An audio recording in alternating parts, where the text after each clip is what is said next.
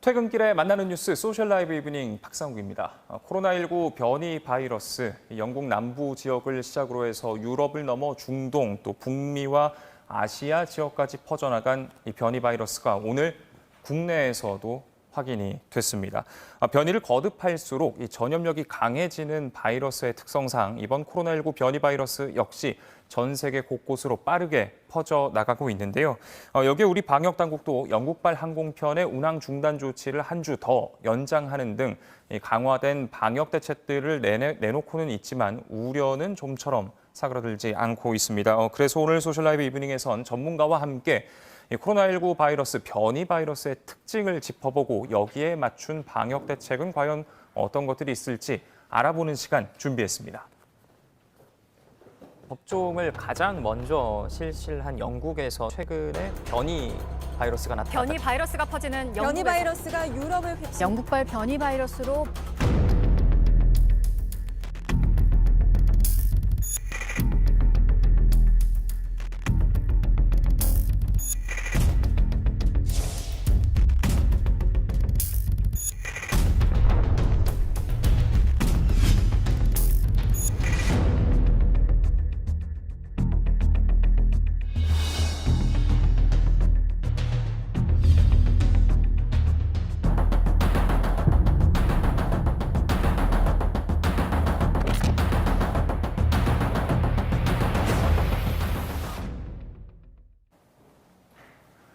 네, 최재우 고려대 의대 예방의학과 교수와 한 걸음 더 들어가 보도록 하겠습니다. 안녕하십니까? 안녕하세요. 네.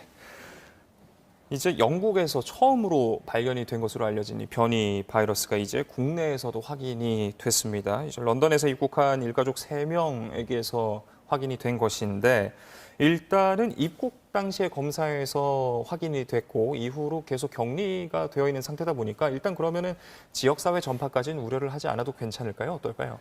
네, 현재 수준에서는 지역사회 전파를 우려하지는 않아도 될 것 같습니다. 그러나 이제 몇 가지 조금 더 확인해야 될 바가 있겠죠. 지금 공항에 도착하기 전에 비행기 안에서의 문제라든지 또 공항에 도착해서 지금까지 격리가는 과정까지에 접촉했던 분에 대한 안전 조치라든지 이런 부분들이 세심하게 들여다보고 추가적인 조치를 확인해 볼 필요는 있을 것 같습니다. 예, 오늘 방역 당국에서도 이 국내 유입에 관한 브리핑을 했었는데 잠시 그 내용 함께 듣고 나서 이야기 이어가 보도록 하겠습니다. 영국 입국자에 대한 전장 유전체 분석 결과 12월 22일에 입국한 3명의 검체에서 영국 변이 바이러스를 확인하였습니다. 변이 바이러스가 확인된 가족인 경우에는 12월 22일 날 입국해서 공항에서 검사를 통해서 확인이 돼서 바로 격리시설로 이동이 됐기 때문에 지역사회 노출은 최소화했을 거고 대부분은 다 방역수칙을 준수하는 그런 관리 체계 하에서 움직였다고 판단하고 있습니다. 기내 전파와 관련해서는 입국 당시에 양성으로 확인이 되었기 때문에 기내에서 전염력이 있었을 가능성이 있는 상황입니다. 그래서 그 부분에 대해서는 접촉자에 대해서는 저희가 추가적인 그런 조사와 검사를 진행을 하고 있는 그런 상황입니다. 네, 일단 공항에서 바로 격리에 들어갔기 때문에 지역사회 노출은 최소화가 됐을 것이다. 다만 이제 승객이나 승무원 등 같은 비행기를 타고 온 사람들에 대해서는 추가적인 조사를 진행하겠다 이런 이야기였습니다. 그렇다면 이 기내 전파 우려가 사실 참 좀 걱정되는 부분입니다. 어떨까요? 네, 물론 이제 그런 부분은 고려해야 되겠죠. 근데 그동안 이제 알려졌다시피 이 비행기 안 기내 이 환기와 환경 조건은 일반적인 사무실하고 매우 다릅니다.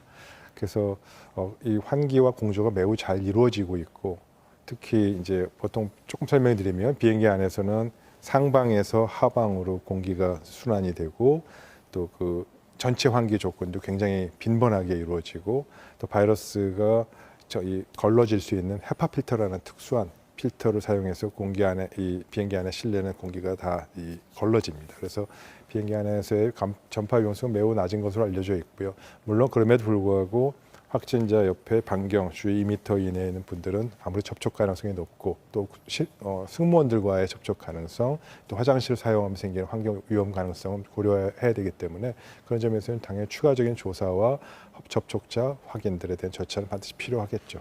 예, 일단 방역 당국이 이 후속 조치로 내놓은 내용들 중에서는 가장 주목이 된 것이 이제 영국발 항공기를 한 주 더 운항 중단 조치를 연장을 하는 그런 내용이었습니다. 그런데 이제 변이 바이러스가 일단 국내에서 확인이 되기도 했고 그렇다면 이에 발맞춰서 방역 대책 역시 어느 정도 업데이트가 돼야 되는 거 아닌가 이런 목소리들도 나오는데 어떤 부분에 집중을 하면 좋을까요? 네, 그 점 매우 중요한 조치라고 봅니다. 우선 이제 전반적으로 크게 말씀드리면 지금 영국발 입국 직항에 대한 입국을 제한하는 것이 첫 번째지만 지금 영국에서 다른 곳을 경유해서 오는 경우에는 체크가 안 되고요.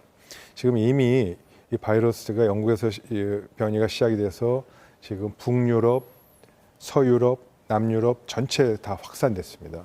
또 그 외에 몇몇 국가들이 있죠. 그래서 이런 유럽 국가에 한해서는 입국을 전면적으로 차단해야 되는 것이 필요하지 않는가라는 전문가들 견해가 계속 나오고 있고 그러한 근거로는 과거 1월에서 2월 달에 중국발 우한 바이러스가 들어왔을 때 그때 아주 확실하게 차단하지 못함으로써 결국 지역사회 감염으로 퍼졌던 사례가 이미 있지 않습니까? 따라서 그러한 사례를 똑같은 실수를 반복하면 안 된다는 것이 국민들 여러분도 다 아마 경험적으로 느끼셨을 것이기 때문에 지금 입국 제한 차단을 전면적으로 확대해야 된다. 그런 부분이 필요하겠다. 그리고 사전에 꼭 들어와야 되는 어쩔 수 없는 경우라면 선제적으로 PCR 검사를 해당 국가에서 하고 오는 것이 좋겠다. 그리고 근본적으로는 왜 이렇게 어렵게 관리하는지 모르겠어요. 예. 들어와서 격리까지 해야 되고 또 입국 당시에 검사도 하고 격리 해제 직전에 또 PCR 검사 또 하고 뭐하러 우리나라에서 이렇게 복잡하게 어렵게 검사를 하나요? 그냥 입국 제한 한시적으로 하는 게 훨씬 더 쉽고 훨씬 더 강력하고 훨씬 국민의 부담과 방역당국의 부담도 적은데 그런 부분 전면적으로 확대하는 것이 바람직하다고 보입니다. 예. 그런가 하면 이제 이 변이 바이러스가 우려되는 부분에 대해서 지난번에 저희 방송에 출연해 주셨을 때 감기의 설명을 해주시면서 바이러스라는 것이 이제 점점 독성은 약해지지만은 전파력이 강해지는 점이 우려스러운 부분이다라고 설명을 해주셨습니다. 이번 바이러스의 변이, 이번 코로나19의 변이도 마찬가지라고 볼 수 있을까요? 네, 큰 틀에서는 그러한 바이러스의 진화 과정, 바이러스 진화라고 설명드리기 참 그렇습니다만 그러한 범주에서 크게 벗어나진 않고 있다라고 말씀을 드렸고요. 자, 근데 이 점을 이렇게 설명드리면서 오해의 소지가 조금 있을 수도 있겠다는 얘기 들었습니다. 뭐냐면 그럼 기존의 코로나 바이러스는 큰 차이가 없는 거 아니냐라는 생각을 전체적으로 이제 해볼 수 있겠지만 그러나 여기서 감염력의 70%가 훨씬 높다는 것은 굉장히 큰 차이입니다. 그러니까 어떻게 생각하시는 게 맞냐면 감염력 70%는 새로운 코로나 바이러스 변종이 나타났다고 간주하고 방역 대책과 전반적인 정책 프로그램을 조정해야 됩니다. 예. 그런 면에서는 완전히 새로운 형태의 좀 더 강한 전파력이 강한 바이러스 나타난 점에서 정책을 바꿔야 되는 점에서는 완전히 새롭게 봐야 되는 것이 필요하고요. 두 번째로 과거에 큰 차이는 없다라고 하는 관점에서는 그럼에도 불구하고 그러한 차이가 있음에도 불구하고 백신의 효용성이나 효과성이나 혹은 치명률이나 치사율에 대해서는 큰 차이가 없기 때문에 지나치게 국민 개인의 입장에서 불안해할 필요는 없겠다. 이제 그 정도 차이는 구분해서 이 다르다는 점을 좀 정확하게 설명드리는 것이 필요하지 않을까 싶습니다. 예.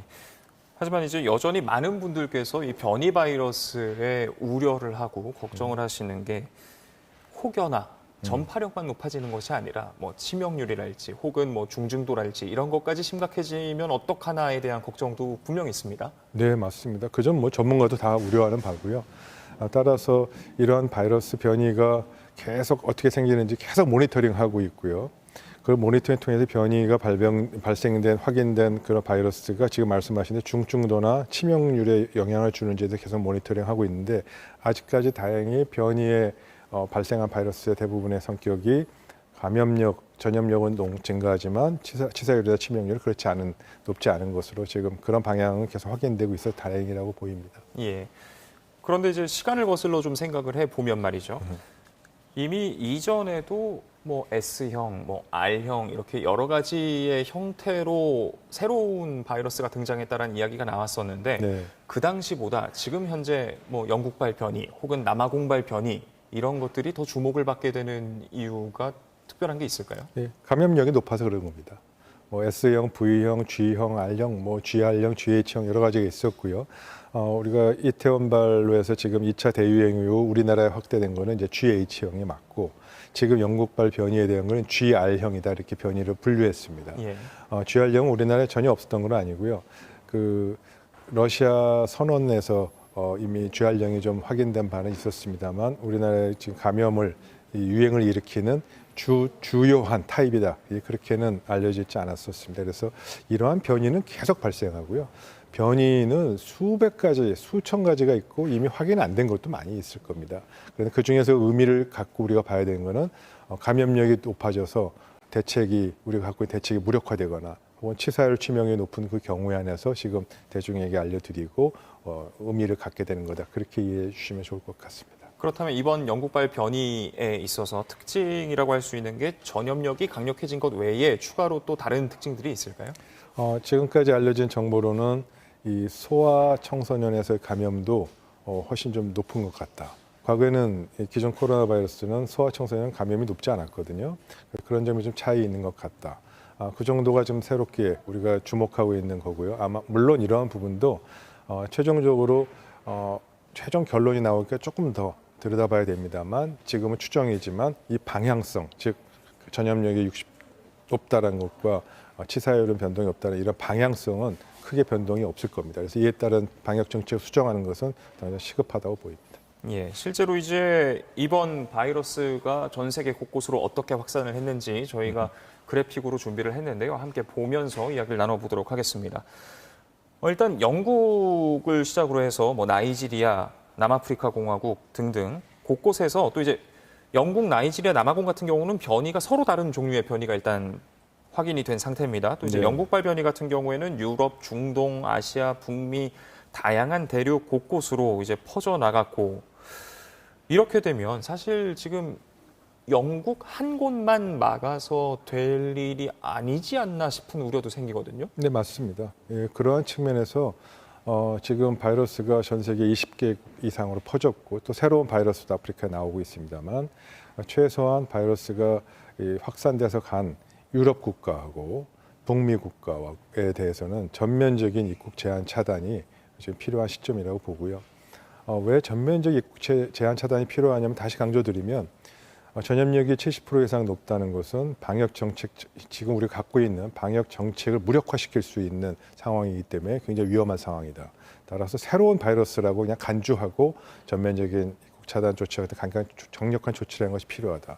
두 번째로 지금 현재 우리나라의 상황은 3차 대유행 폭발주 증가의 상황이니까 여기는 진짜 불에다가 기름 붓는 거와 똑같은 상황이니까 그 점에 있어서 더욱 중요하기 때문에 지금은 더더욱 강력한 예방 조치를 선제적으로 해야 될 시점이다. 따라서 입국 제한 차단은 확대해야 된다라는 부분에서는 분명히 그 필요성을 말씀드릴 수 있습니다. 예.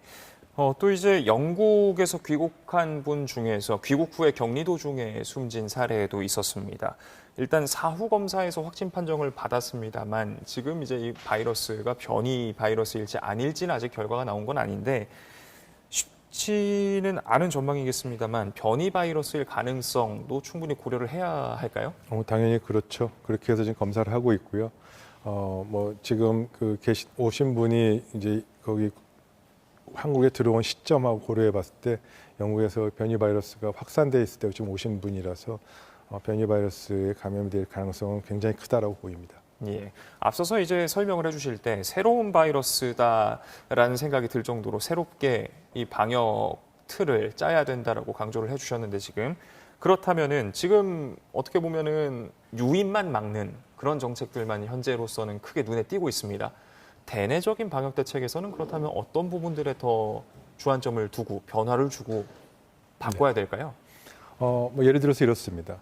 우선 사전 예방조 차원에서 우리나라의 국내에 퍼졌을 걸 가정하고 어떤 점을 바꿔야 될지에 대한 준비는 해야 되지 않겠습니까? 예. 그 사전 예방조 차원에서 준비하는 거고요. 자, 감염력이 70% 높아졌고 그 70% 높은 거의 원인이 바이러스가 변화돼서 그런 거라면 아주 간단하게 예를 하나 말씀드리면 지금 제가 있는 이 공간에서의 실내 환기 횟수도 시간당 한 번 해라 뭐 이렇게 환기 속도는 얼마라는 것도 정해져 있잖아요. 예. 그 기준을 상향해야 될 거 아닙니까?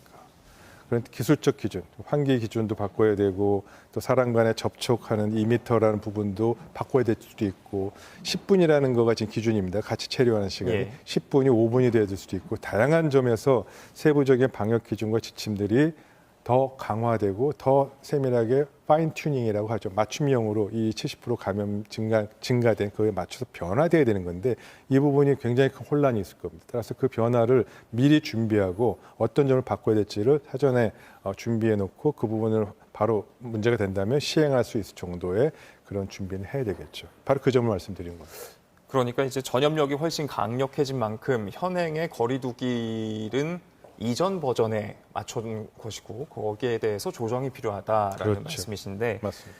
또 하나 우려되는 것이 이렇게 국내 입국자 중에서 변이가 확인이 됐습니다. 그런데 이제 영국에서 변이가 발생한 건 사실 이미 그보다 앞선 시점부터다 보니까 현재 우리가 일상적으로 진행하고 있는 검사에서는 확진인지 아닌지만 판단할 수 있고 이게 영국발 변이인지 아닌지까지 판단하는 수준은 아닌 것이죠. 네, 못합니다. 그렇다면은 이미 확진 판정을 받은 사람 중에서도 그렇다면 영국발 변이 혹은 그 다른 지역발 변이 바이러스에 감염이 됐었을 가능성도 고려를 해야 되는 거 아닌가 싶어지는데. 네, 맞습니다. 당연히 그래야 되고요. 예. 지금 방역 당국이 그 점에 있어서 좀 걱정하고 있을 겁니다. 지금까지 뭐 1,600여 명에 대해서 PCR 전체 유전자 검사를 했다 이렇게 발표를 했습니다만 그건 이제 이번 코로나 바이러스 샘플 조사 통해서 1,600명 했다는 거고요. 예. 그 전보다는 2개월 전, 뭐 영국에서는 9월부터 지금 변이 바이러스가 유행이 시작됐다고 하니까 뭐 9월부터까지는 보기 어렵다 하더라도 최소한 10월, 11월에 들어서 신규 확진된 사람들 중에서 1번 영국에서 입국한 사람들 중에 발병한 확진자를 전수조사해야 될 거고요. 또 10월, 11월 달에 신규 확진 중에서도 좀 더 샘플을 좀 더 늘려서 거기서 변이 바이러스 혹시라도 국내에 퍼졌을 가능성에 대해서 추가적인 유전자 분석을 통해서 변이의 가능성 확인하는 좀 더 적극적인 조치는 반드시 필요하다고 보입니다. 예. 많은 분들께서 의견과 질문 남겨주고 계십니다. 유튜브에서 아이디 love2hg님 70%는 정말 엄청 위험한 수치인 것 같은데 이런 우려에 댓글 남겨주셨고요. 또 이제 박채원님, 인간의 지능과 기술이 발전해 가는 것과 바이러스의 변이 속도가 맞먹는 것 같습니다. 이런 우려의 말씀도 주셨습니다. 또 이런 우려의 의견도 있었습니다. 크리스마스 때 놀이동산에 사람이 엄청 많이 몰렸을 텐데 2, 3주 뒤에 더 심해지는 건 아닐까요? 이런 우려의 목소리도 있었고요. 이런 질문이 있었네요. 어떻게 코로나가 걸린 상태에서 영국에서 한국으로 입국할 수 있었는지 궁금합니다. 탑승 전에 PCR 결과를 제출하는 규정이 없어진 건가요? 이런 질문이 있었습니다. 네. 혹시 여기에 답을 주신다면 네. 지금 우리나라는 탑승 전에 PCR 검사를 하는 것을 강제적으로 모든 국가에 하지 않습니다. 예. 그러니까 그 점도 이제 이번에 좀 지적을 해서 PCR 검사를 사전에 검사하는 방안에 대해서도 적극적으로 도입하는 것이 필요하겠다라는 이제 이 이야기도 계속 있었고요. 그래서 그런 점도 하나의 방법이 될 수 있겠습니다만 근본적으로는 지금처럼 이 지역사회 해당 국가에서의 이 변이 바이러스의 감염이 확산됐으면 입국을 전면 통제하는 것이 맞고요. 뭐 사전에 PCR 검사 하라든지 혹은 뭐 와서 우리가 격리 조치 통해서 해결하려고 하는 것은 차선책이자 어쩔 수 없이 입국해야 되는 우리 자국민들 그리고 공무의 목적으로 오시는 분들이나 이 통상으로 경제 활동에서 굉장히 중요한 계약을 앞둔 그러한 상황에서 어쩔 수 없이 오셔야 되지 않겠습니까? 그러한 경우에 한해서 국내에서 조치를 하는 것이 바람직하지. 문은 열어놓고 검사를 강화해서 하는 부분은 굉장히 비효율적이고 낭비적인 부분이 있다. 그리고 지금 같은 중차 대한 3차 대유행의 이러한 상황에서 이러한 부분을 전면적으로 강화하는 것이 필요하겠다라는 생각입니다. 예. 결국에는 이제 백신에 더 집중을 하고 기다릴 수밖에 없는 그런 상황일 것 같은데 지금 일단 변이 바이러스에 대해서도 백신이 일단 제약사들은 효과가 있다라고 이야기를 하고 있는데 교수님께서 보시기에는 어떨까요? 네, 뭐 충분히 그러한 추정이 가능하다고 생각합니다. 아시다시피 화이자나 모더나 바이러스 백신은 그 바이러스의 설계도, 유전자 정보를 토대로 해서 특정 부위를 갖고 이 면역 반응을 일으키도록 설계된 거 아니겠습니까? 네. 그러나 이 면역을 일으키는 이 특정 유전자 정보가 변이를 안 일어났으면 여기에서 만약 변이가 일어났으면 두 가지 상황에 따라서 완전 상황은 달라집니다. 예, 예. 그 여기에 맞춰 설계된 건데 그 유전자 정보가 변이가 일어났으면 백신은 무력화되겠죠.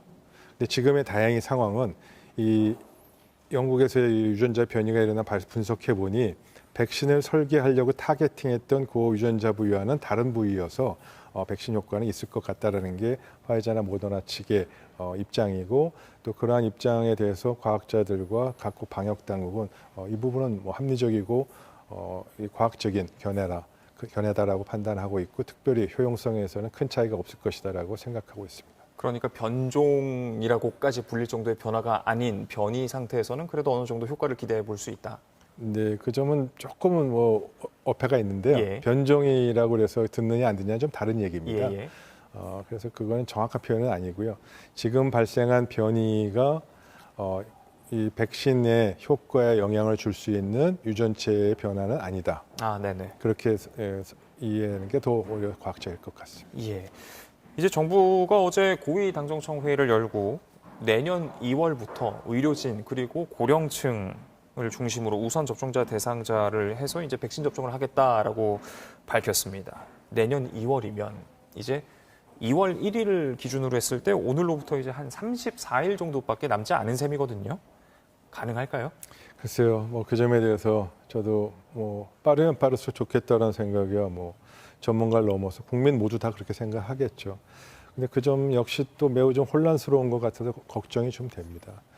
같은 상황에서도 이 코로나19에 대한 중앙방역대책본부인 중대본의 본부장인 정세균 총리가 하신 말씀하고 또 뭐 대통령도 말씀하셨고 또 대통령 비서실장도 얘기했고 민주당의 대표도 얘기한 거 다 시각차가 또 실제 일정 차이가 좀 있지 않습니까? 예, 예. 그런 점이 굉장히 좀 우려스럽고 국민은 다 혼란스러울 수밖에 없고요. 이 점은 좀 명확하게 해야 될 것 같습니다. 뭐 어떤 형태 빨리 들어오면 좋은 거니까 상관없는데 위기관리 소통이라는 측면에서 그리고 방역대책이라는 이 갖는 이 부분에 국민들과 방역당국과의 신뢰는 굉장히 중요합니다. 신뢰가 깨지거나 혼선이 생기면 안 되는데 최소한 이런 방역과 관련된 대국민 소통은 누가 해야 되냐면요. 그건 뭐 교과서적인 얘기입니다. 최고 책임자는 중대본의 정세균 총리. 예. 그다음에 실무적으로는 질병관리청의 정은경 청장. 그리고 서포트할 수 있는 보건복지부 장관 정도가 대국민을 상대로 소통할 수 있는 스피커가 돼야 되는데 왜 사실은 그거랑 좀 직접적인 책임이 갖고 있지 않는 정치가들이 나서서 이런 부분에 대한 의견을 이야기하는 건지는 좀 적절치 않고요. 희망사항을 얘기할 수는 있겠죠. 그러나 방역 정책에 전반에 영향을 줄 수 있는 이 중요한 백신의 뭐 일정이라든지 이런 부분들까지 목소리와 내용을 달리하는 것은 오히려 대국민 소통을 혼선을 일으키고 그로 인한 국민의 불안감과 불신감 또 이 부분이 방역 정책에 대한 불신감으로 인해서 방역 정책이 이 집행도가 떨어지는 이런 부분은 매우 좀 유감스럽다고 보이고요. 이건 뭐 제 개인적인 생각이 아니고 그냥 교과서에 나온 얘기입니다. 예, 예. 그리고 이건 기본적인 프린시플 중에 하나인데 좀 희망사항과 실제 방역 정책에서 해야 될 정책적인 중요한 사항과는 구분을 지어서 얘기하는 것이 좀 바람직하지 않은가 생각을 해봅니다. 예. 그런가 하면 이렇게 34일밖에 남지 않은 2월을 앞두고 조금 우려되는 부분이 가장 먼저 접종을 하게 되는 고령층의 경우 이 시기면은 사실 아스트라제네카 백신밖에 들어오지 않은 상태잖아요. 그런데 아스트라제네카 백신 같은 경우에는 임상 3상 과정에서 이제 고령자에 대해서는 임상이 충분하게 진행이 안 된 걸로 알려져 있습니다. 조금 우려가 되는 부분인데. 네, 뭐 그 점은 사실입니다. 그러나 그 이후에 11월 말부터 고령자에 대한 추가적인 3상 임상 시험을 아스트라제네카에서 시행했고 또 그에 대한 결과를 보완해서 최종적으로 미국 FDA든 EU든 유럽연합이든 또 우리나라에서도 이 점을 감안해서 검토가 돼서 과학적인 승인이 이루어진다면 그러한 부분은 해소될 수 있을 거라고 보고요. 조금만 더 시간을 갖고 들여다보는 것은 필요할 것 같습니다. 예. 자, 이제 오늘 최근의 확진자 수로 돌아와 보자면요.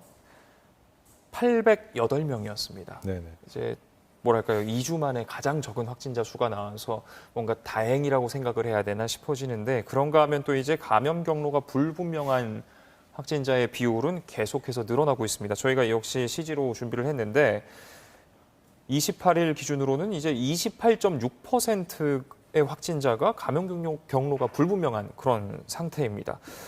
조용한 전파, 지역사회에 어디서 걸렸는지 알 수 없는 그런 전파가 점점 더 심해지고 있다, 이렇게 봐야 할까요? 당연히 그렇죠. 네, 그 점은 매우 걱정스러운 바고요. 오늘 808명이 나왔는데 이 부분은 뭐 주말이라서 검사 대상자 숫자가 적어져서 그런 효과라고 보고요. 3만 1,000명 검사했습니다. 예. 통상 주중에는 5만 5천 명 정도 검사하니까 당연히 그러한 효과지 이게 감소돼 있거나 줄어들고 있다라는 과학적인 입장을 견해를 밝힐 수는 없고요. 정체돼 있다 정도는 지금은 보고 판단한 것이 많고 감소 추세는 아직 아니다. 그런 것이 전반적인 부분이고요. 거기서 더 나가서 감염 경로를 모르는 부분은 지역사회 감염이 지금 전반적으로 일상생활에 퍼져 있다는 부분을 반증하는 건데, 한 가지 알려드릴까요? 9월 25일 날 기준으로, 그 당시 기준으로 제가 발표한, 저도 브리핑에서 나온 자료에 보면은, 제가 정리해서 나온 자료 네네. 보시면 9월 25일, 9월 말에도 그 당시에도 감염자 숫자는 적었지만, 신규 확진자 숫자는 적었지만 감염 경로를 모르는 환자가 27%, 28%였습니다. 예. 그때부터 이런 지역사회 감염이 퍼지고 있는 부분은, 확산되고 있는 부분은 그때부터 나타난 거고요. 네네. 그래서 그때부터 계속적으로 얘기한 부분인데 아직까지 해결이 안 됩니다. 이러한 해결이 안 되는 거는 방역 정책이 지역사회 감염을 통제하지 못하고 있고 그 효과를 떨어뜨리고 있다. 즉 추가적인 감염 정책의 이 지역사회 감염의 특징에 맞는 방식으로 뭔가 개편되어야 되고, 그러한 부분들이 보완이 안 된다면 지금 이러한 상황은 통제하기 어려울 것 같다라는 전망을 하는 것은 다시 한번 좀 되새겨보고 방역 정책이 좀 전반적인 방역 정책을 수정할 수 있는 그런 부분을 고민해야 되지 않을까라는 점이 굉장히 좀 걱정됩니다. 예. 어느덧 저희 방송 마무리해야 할 시간이 다가오고 있는데요. 끝으로 간략하게, 이제 연말연시입니다. 정말 이제 크리스마스를 지났고 끝으로 많은 사람들이 모일까 봐 걱정이 되는 그런 연말연시가 남아있는데, 지금 현재 정부 대책만으로 충분하다고 보시는지, 혹은 뭐 추가해야 될 대책이나 이런 것들이 있다면 어떤 것이 있는지. 네, 뭐 좀 아까 말씀드린 대로 지금 현재 정부가 갖고 있는 사회적 거리두기 2.5단계, 3단계 이 틀거리로는 지금 3차 대유행을 연말이라는 거 맞아서 꺾을 수는 없을 것이다. 그 이유는 현재 지역사회 감염의 그런 이 특성에 맞춰서 지금 이 지역사회 이 거리두기 프로그램이 효과적이지 않기 때문에 그렇다. 그런 면에서 좀 안타깝고 걱정이 된다는 우려를 먼저 말씀드리고요. 따라서 국민 여러분께 그냥 제가 전문가로서 부탁을 드리면, 이미 방역 정책은 현재는 거의 효과적이지 않은 실패 수준을 가고 있기 때문에 국민 개개인 여러분께서 좀 전반적으로 일상생활 모든 면에서 이 모임이라든지 거리두기라든지 이런 부분을 좀 자발적으로 해주시길 바랍니다라는 얘기를 해드리고 싶은데, 이게 뭐가 차이가 있냐면요. 방역 정책에서 어딘 가지 말고 어딘 집합 제한이고 어디는 가도 이런 부분들의 구분을 하지 말아 달라는 부분입니다. 국민 여러분 잘 지켜주셨습니다. 가지 말라는데 가지 않았고, 모이지 말라고 그러는데 모이지 않았고, 9시 넘으면 안 갔어요. 예. 근데 그게 아니라 그 나머지 일상생활 모든 부분에 있어도 다 좀 지켜주셨으면 좋겠다는 점을 꼭 부탁드리고 싶습니다. 예, 지금까지 최재욱 교수와 이야기 나눴습니다. 소셜 라이브 이브닝 여기서 마치도록 하겠습니다. 저희는 내일 다시 찾아뵙겠습니다. 시청해주신 여러분 고맙습니다.